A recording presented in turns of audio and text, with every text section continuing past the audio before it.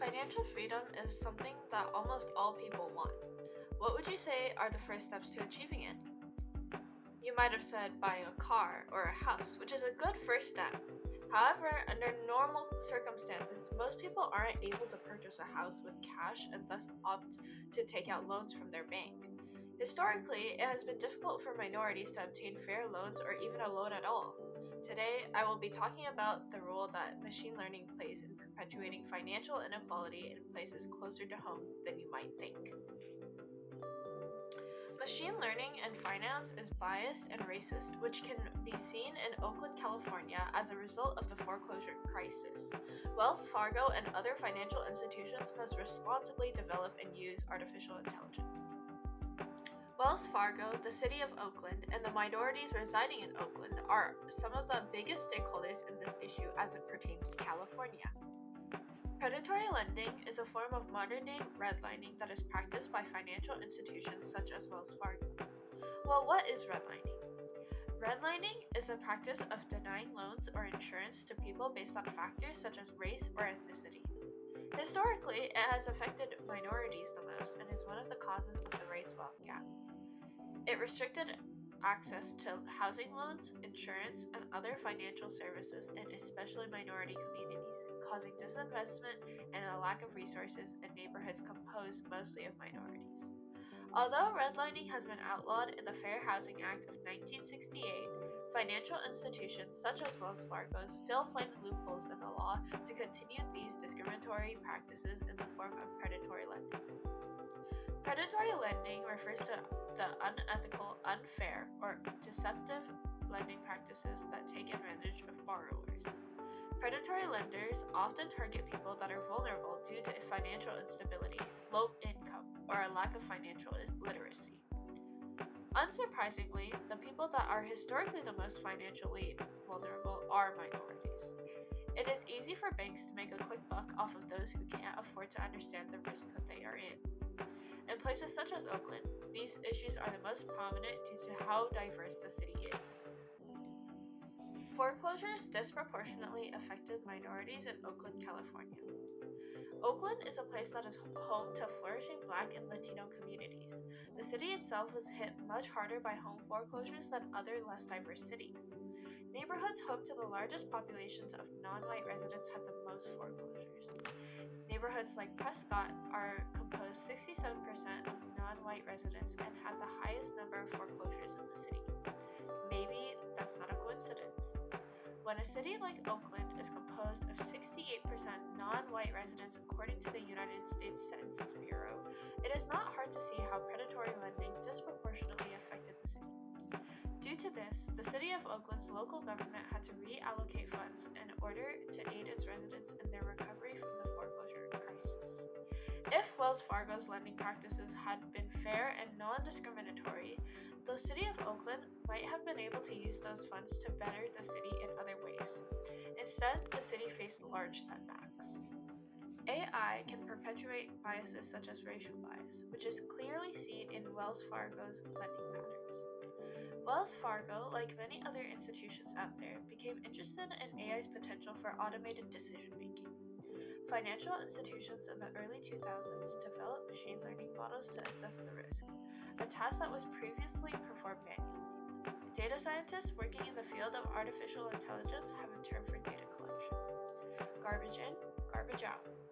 This means that patterns and biases in the data that is used to train an AI model will be reflected in the predictions that the same model will make. In the context of AI being used in predatory lending, historically speaking, predatory loans were often given to minorities and those who were part of disadvantaged communities.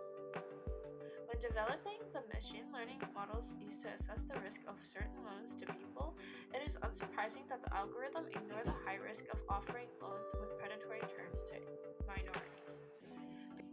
Here is University of New Mexico Associate Professor of Law Sonia Rankin on the topic. There are numbers that are used and based off of geographic location, home ownership, motor vehicle records, and we understand that all of those things are historically going to be based on places like where someone goes shopping, right? How many times has my credit card been swiped in area codes or zip codes that have lower socioeconomic conditions.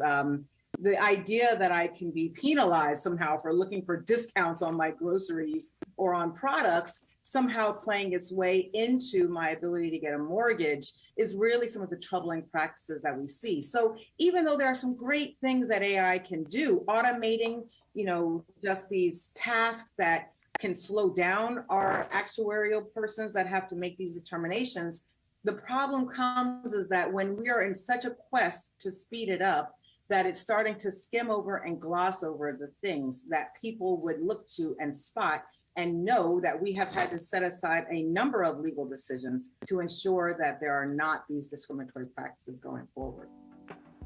Because there is a trend of financial illiteracy within these communities, not to any fault of their own, but due to systemic racism, many of those taking loans out did not understand that the terms of the loans that they were given were unfair and unsustainable for their financial situation. This often led to them defaulting on their loans, being unable to pay the amount due, and as a result, they lost their homes. The disproportionate amount of homeless minorities is not a coincidence.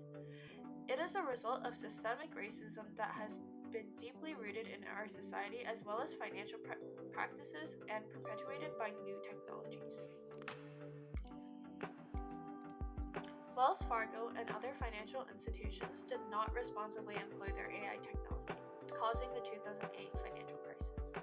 In 2008, Wells Fargo paid a whopping $2.1 billion fine for its role in causing the financial crisis.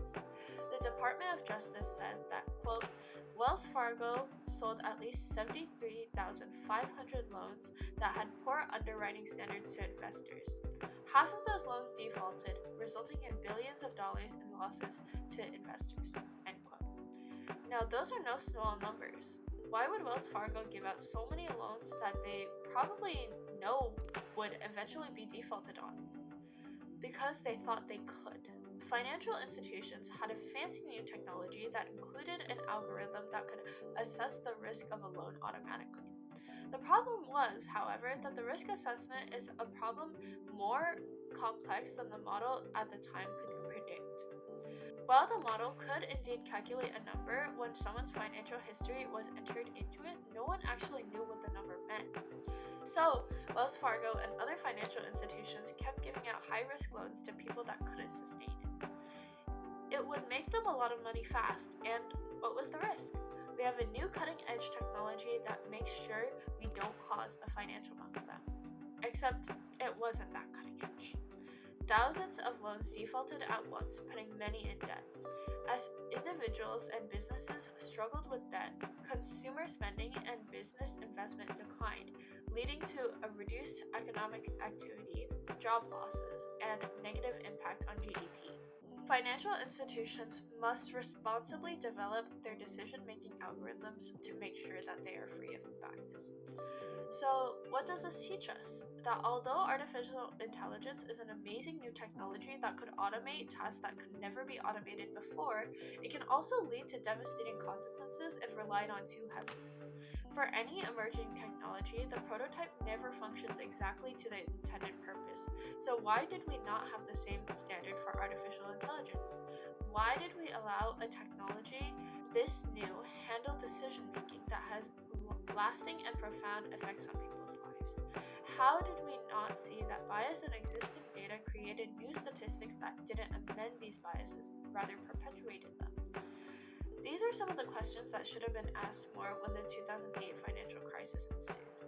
And while some people may argue that a machine learning model is never 100% accurate, it has to be if the resulting decisions and predictions affect people's livelihoods. A model might have 98% accuracy in decision making with an allowed 5% margin of error. Data scientists would say that the model is a very good one. But in practice, what happens to those 2% of people who lose their homes as a result of the margin of error? Is it okay for them, their children, and their families to become homeless because they are simply just an unlucky part of the population that makes up the margin of error? I ask you, software engineers, data scientists, and innovators of the future, question the meaning that your work has for other people. Thank you.